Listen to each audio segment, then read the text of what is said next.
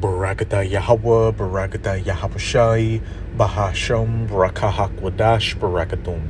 First and foremost, I want to give all praises, glory, and infinite honors to Yahweh, Bahasham, Yahawashi. Double honors to the apostles and elders, a great millstone who rule and teach well. And peace and salutations to you sincere Akim out there, pushing this word in truth and sincerity to the four corners of the globe. May you brothers endure to the end. This is the brother Ra'aya with another video, and I'm going to start it off in Mark chapter 3, verses 24 to 25. And it's in the red letters, so it's Yahawashi, the Son of the Most High, whom the world ignorantly refers to as so-called Jesus speaking. And if a kingdom be divided against itself, that kingdom cannot stand. And if a house be divided against itself, that house cannot stand. And when you look throughout history, what's the common pattern with a lot of these different powers and kingdoms and empires out there? When they started dividing internally, hey, that's when they were taken over externally. It happened with the kingdom of Israel. When it split into the northern and the southern kingdom, it went down. Happened with ancient Rome, and it's going to happen with this modern day, Roman Empire. The last leg of the fourth beast in Daniel chapter 2, which is, this NATO EU system, the iron toes mixed with miry clay that the U.S. is a part of. And we can clearly see that it's divided. These different European nations are divided over political and economic issues. And hey, America is divided, on issues with her European allies. And the house or the race of Esau, Edom, is divided as a whole as well, which we'll be dealing with both, a kingdom and a house divided with this clip from Motiveholic's YouTube channel titled Victor David Hansen, Something Colossal is Happening in Europe. And I'll tell you what's happening in Europe. We're living in the twilight hours of Esau Edom, the so-called white man's rulership. His kingdom and his house is divided on all levels. And then you know what the next part is. It shall not stand, it cannot stand, and it will not stand. But this is a fair use copyright disclaimer. I do not own any of the footage in this clip, nor do I stand to gain from it monetarily. It is simply for educational purposes. So when I read the Greek newspapers today, or I read the German newspapers, it reminds me of 1939. You got all the stereotypes that you've always had. There's sunny people down south in places like Italy and Spain and Greece, and they're lazy, but unserious. Yes, they're yelling, they wave their hands, they don't know how to do accounting, they take siestas, and then there's all these rigid Nordic and Germanic peoples that are working from 6 to 6 to pay for them. That hasn't changed. It goes back to antiquity. So the European Union tried to, by fiat or convention, say that they wouldn't exist anymore, those differences. But the difference between... And hey, this kingdom is divided because all those old animosities and differences that these European nations have had in the past, they're starting to bubble up to the surface as, this NATO EU system, which the U.S. is ahead of, is crumbling. Greece and Germany is much more than Mississippi and Minnesota. Why are long-standing cultural stereotypes and economic disparities tearing apart the European Union? Victor Davis Hansen delves into the historical and social complexities that shape today's European landscape, drawing... Because it's all a part of biblical prophecy for the house of Esau, Edom, to be divided. This is Daniel chapter 2. I'm going to start at verse 40. And this is dealing with the statue of a man made of different metals that King Nebuchadnezzar of the Neo-Babylonian Empire saw in his dream, and that the prophet Daniel interpreted.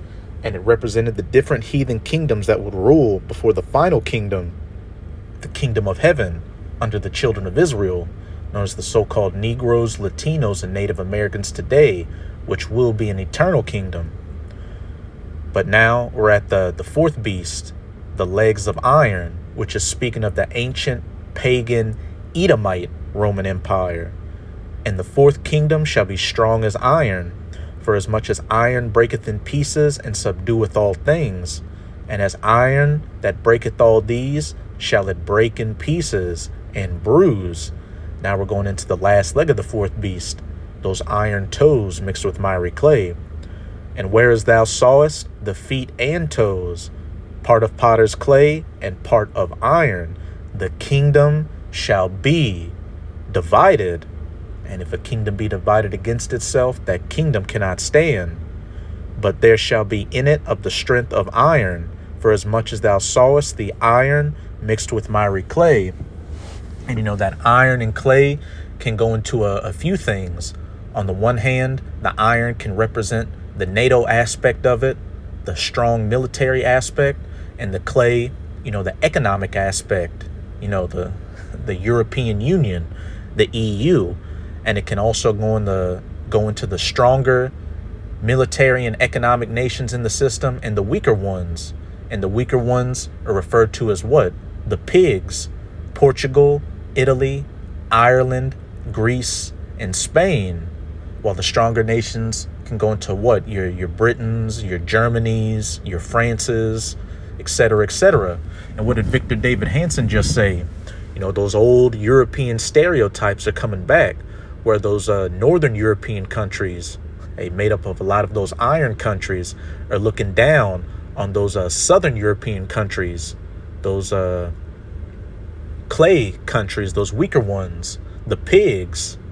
And that's, just leading back to those old divisions they had before the United States of America after World War II, set up the NATO, EU, European experiment. Verse 42, and as the toes of the feet were part of iron and part of clay, so the kingdom shall be partly strong and partly broken. But as we're seeing, it's about to become completely broken.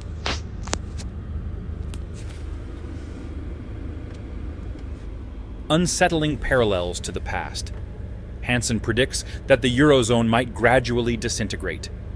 He explains how countries like Greece, which historically managed economic woes through currency devaluation and inflation, are now constrained by the euro.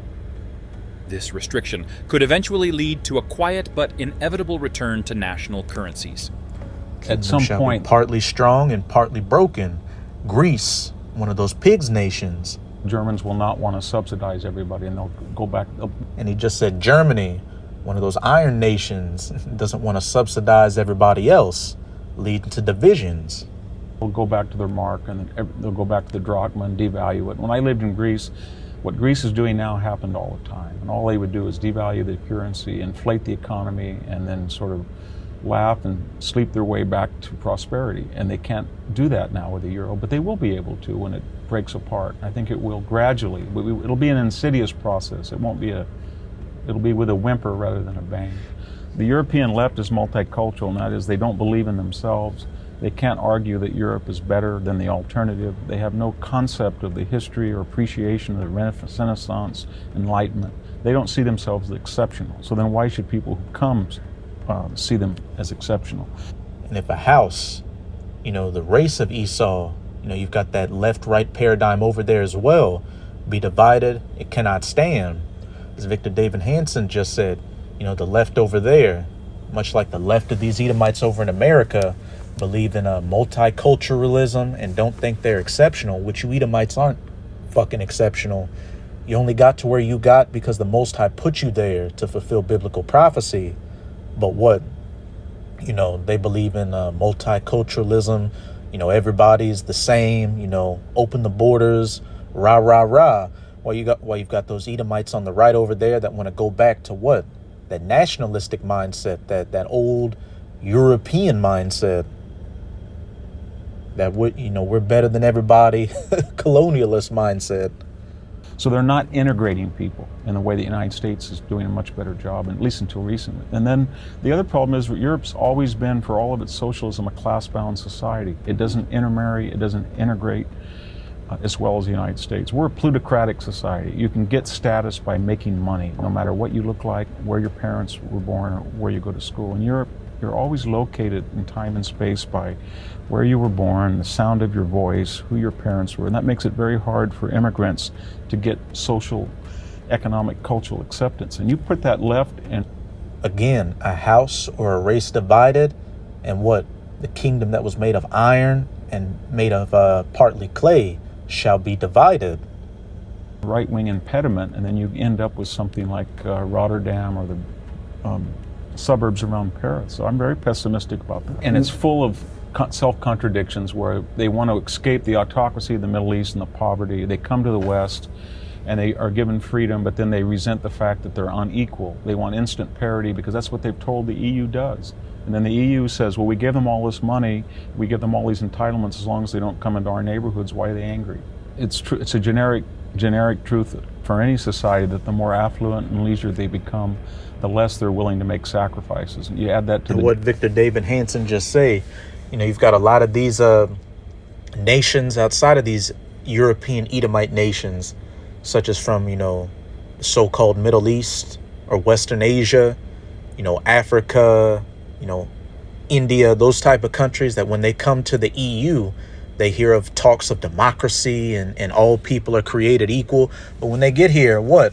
And they're treated like second-class citizens. They don't like it.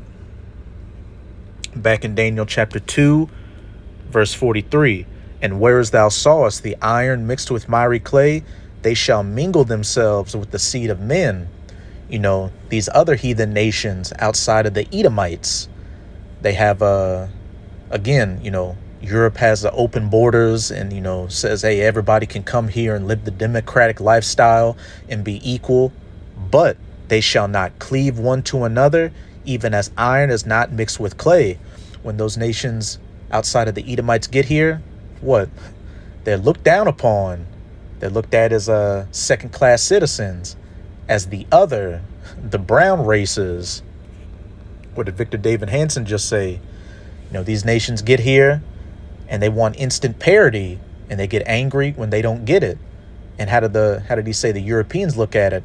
Well, we give them all these social welfare benefits as just don't come into our neighborhoods. Demographic paradox where you only have one child who's a precious child. So that European parents are saying, we need more money for all these social entitlements, especially as we age. We only have one child. We don't want to lose him in some god-awful place like Afghanistan. That creates a utopian pacifism. 1917 and 1918 and the failure of the Versailles Accords, and then the disasters from when we got in 41 to 45, and we decided somewhere around 1946 that these people will kill each other and they will draw us in unless we create the United Nations or NATO, or they create the EU, and that was the premise. But what we never, in our wildest imaginations, thought is that the more that we would subsidize their defense, the more like angry, petulant teenagers, they would resent their parents for that subsidy, and that's what's happened. If you try to make sense...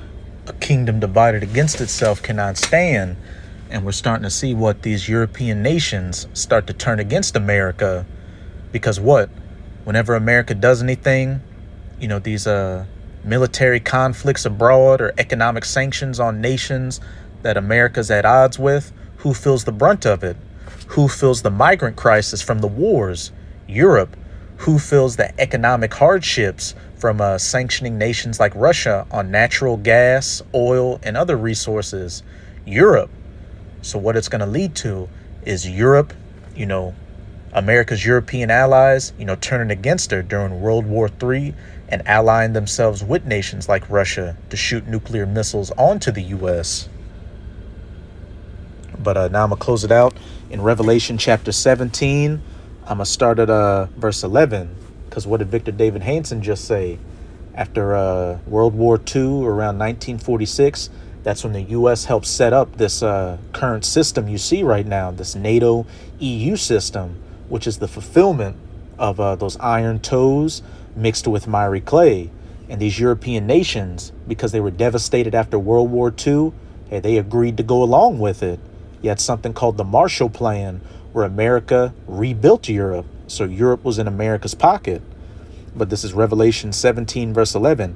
And the beast that was and is not, even he is the eighth, and is of the seven, and goeth into perdition. And that eighth that is of the seven is speaking of America, which came out of the seventh, which is what? Britain, Great Britain, which is the mother of America. And it says it goeth into perdition, or goeth into destruction. Verse 12.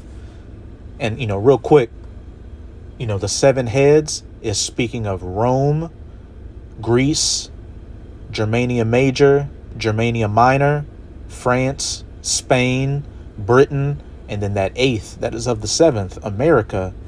And the 10 horns which thou sawest are 10 kings, which have received no kingdoms as yet, but receive power as kings 1 hour with the beast. These have one mind, and shall give their power and strength unto the beast. These European nations agreeing to what?